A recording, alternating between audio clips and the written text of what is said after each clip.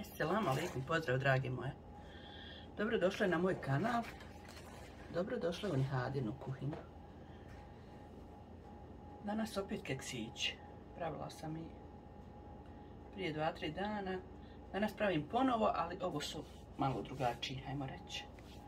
Za ove keksiće nam treba jedno jaje, 200 g šećera u prahu, 250 g putera, 300 g brašna, 3 kaške gusnela ili skrobno brašno, gustin, kako ko zove, jedan vanilin šećer i ja sam stavila možda jednu kašku mljeveni pistacija, a vi možete koricu od limuna, možete cimet, a u stvari ne morate ništa, znači do vas, ali ja ću sad ovaj put ću koristiti pistacije. Imam ovdje otopljenu čokoladu, sa njom ću našarat keksiće kad se ohladi. Ali prvo ću izmutiti puter i šećer u prahu. Evo ovako, 200 g šećera u prahu. Prvo ću viljuškom, pa ću onda mikserom da mi ne praši ovaj šećer u prahu okolo.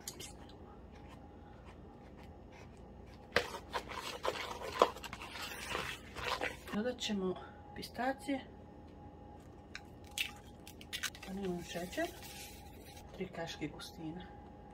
Gusnela. Mutite mikser, ne dobijete finu kremu, dok se sve ne sjedini. Izmučenom puteru dodajte 300 g brašna.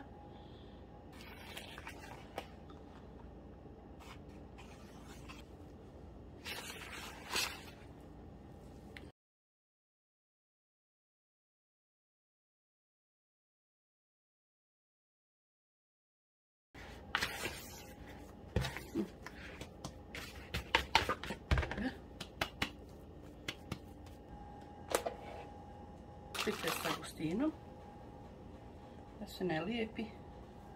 Tijesto je mekano, uopšte vam ne treba oklagija, evo vidite.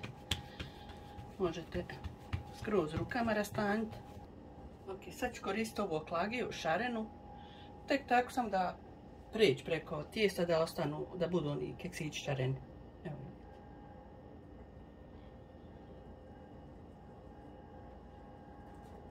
Evo, to je to. Prijedati na tepsiju obloženu pek papirom.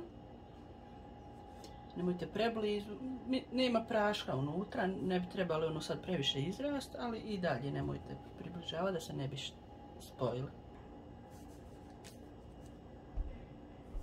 Evo ga. Ovo ćemo peći na 180,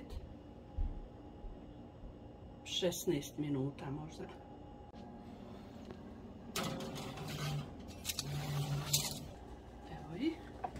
Prva tura je pečena, vidite, treba je ostati bijeli, samo da ozdu, znači dobiju boju. Vidite, vidite. Kad su se keksići prohladili, naščarat ćemo i čokoladom i ostaviti u frižider da se ta čokolada stegne.